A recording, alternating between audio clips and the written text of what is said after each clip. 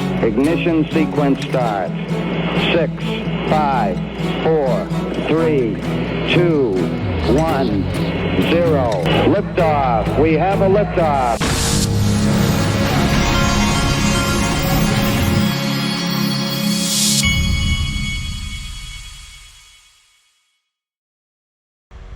Hey everybody, this is the Digital Asset Investor, and I had a good weekend of travel ball this weekend. My 11-year-old, I've had him in the cage recently, and when I've got him in the cage, I tell him when I'm throwing baseballs to him that I want him to swing no matter where it is, because I want him to learn how to hit balls hard no matter where they are, even if they're over his head. Because in the course of his baseball career, there will be times when he swings at bad pitches, and when he swings at bad pitches, I want him to be able to hit them hard. So he was in a game this weekend. Ball was at his shoulders. He shouldn't have swung at it. He did swing at it, and when he did, it went about a foot from going over the fence, and he won the game for the team. So he learned a valuable lesson this weekend. Well, 2, don't swing at balls at your shoulders, but the other lesson is, if you are going to accidentally swing at a ball on your shoulders, train to be able to hit it almost over the fence. All right, eGrag Crypto, he's got a couple of tweets here. I may have covered this one the other day. XRP, the next 41% pump will be epic, will be nothing short of legendary, and he's pointing at that triangle, which he's also pointing at in this recent thing he puts out. He says the Atlas line, $7.50 target number. With high conviction, I can say that XRP will break the white triangle and hit the measured move at $1.50. So we're right somewhere down in this where this green line is, this 49-cent line. He says we're going to break out of this and then go whoop up to $7.50. I will be here. That happens. Kudos to you, eGrag Crypto. Hope you're right. Big if true. Watch this. The BRICS nations, or the BRICS trading bloc, are about to bring out their own asset-backed currency. And apparently, according to this video, if you go back and watch it, that's going to be, and it's going to be valued at $55 per one BRICS token or BRICS currency, whatever that's going to be. So let that sink in for a second. $55 for $1 of the BRICS currency to trade within that trading bloc. Now, have you considered, when this comes to pass, what that's going to do to the cost of imports for the United States?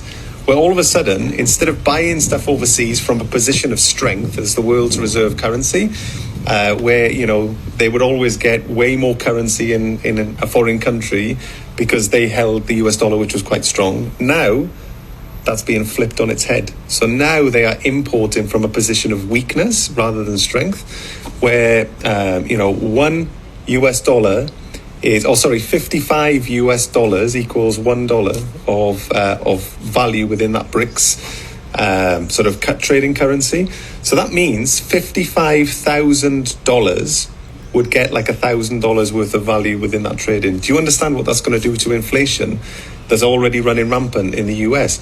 Now, I've told you in a previous video, the US dollar is going to go to zero because it's backed by nothing but debt. All it is going to take now, all the ducks have been lined up. There's enough nations now that are joining this BRICS sort of trading bloc. And all it's going to take now to crash the US dollar is for them to have, let's say, a little get-together, a little BRICS conference that they get together. All of them decide that they're going to drop the US dollar simultaneously and start to trade in their native currencies between one another within the trading bloc, and at the same time ditch all their US Treasury bonds in one go. This is the danger that we are living through, folks. Scary times. Now, good morning, crypto. Check this out. Just in the Euro Stocks Blue Chip Digital Asset Index basket includes XRP. The blue chip cryptocurrency status is determined by quality, activity, robustness, and financial strength. XRP ranks third with 11.71%. You can see it here. Folks, when this story is done being written, this is not going to be 11.71%. It's going to be up here. And these clown coins are going to be much lower than the XRP allocation. Now, remember when the Bitcoin maxis were saying down with the banks? Sure. My concern, or just the thing that I've been aware of, is like, do people actually care about censorship resistance? Like, people say that they care, but do they care to the point where they'll prioritize it when there's all sorts of other trade-offs? And like enterprise adoption. Exactly. And so if they don't, what happens to sort of the current era of blockchain projects, regardless, pick your project, and is there another opportunity in the future for someone to come along and create something new that again gives us this opportunity to have more absolute censorship resistance? Or is this sort of like a, one shot, take it or leave it sort of situation that's I don't even know how to say it, not replicable to some degree? Yeah, I think you're absolutely right. I think that is the right question. I think one data point is if you look at chains like Zcash and Monero that have these sort of extra privacy features that make censorship more difficult, but you don't know who you're targeting, they have not really been all that popular. Now, that might be because of it, for other reasons, but like if people really, really wanted censorship resistance as a big thing, you would think that those platforms that can more strongly provide it would be more popular.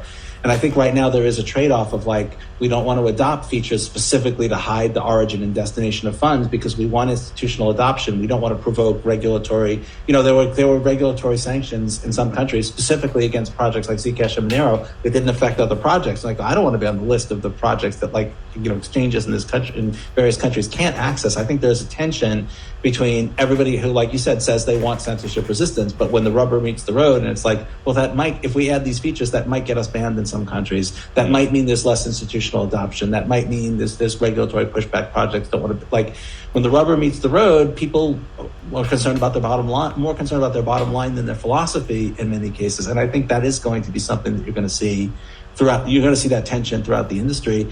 And you can make technical changes to blockchains that give them more censorship resistance. And it's interesting that there generally is not that much, people are not that receptive to, like, Bitcoin could add, a zero knowledge proof for fund transfer mechanism.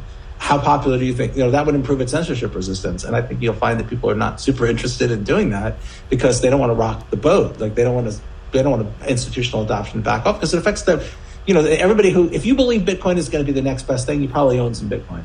And so you have a financial stake in Bitcoin's acceleration not being taken off track. And the question is, are you going to sacrifice your principles for that? There's a funny thing. When I first looked at Bitcoin, a lot of the narrative was like, the big banks and the big financial institutions and the governments are going to tell you to use the technologies that enrich them and not these way better, newer technologies. And now, you see big Bitcoin, I feel silly saying that, basically saying the same thing. Like, don't use these other technologies that might be cheaper and faster and might be better suited to your use case. Use Bitcoin because it's decentralized. But what they really mean is because it enriches me, because I own a lot of Bitcoin. And in an ideal world, we would have this perfect synergy where we could maintain principles like censorship resistance and also, but obviously it remains to be seen how people are going to make that when they actually have to make that trade-off. They may let censorship resistance slip. And I don't know if there's anything we can do about it. Because when we build the technologies that allow them to be more censorship resistant, they're like, yeah, we don't want to do that. Yep. It never was down with the banks. It was really, now Bitcoin, is Bitcoin now the banker's coin? Aren't they the one that's have the ETFs and the BlackRock and all that? Now, if you look at this is Christian Carlo. Remember, I told you that story about asking him if he knew about that video about the 4 Satoshis meeting with Homeland Security.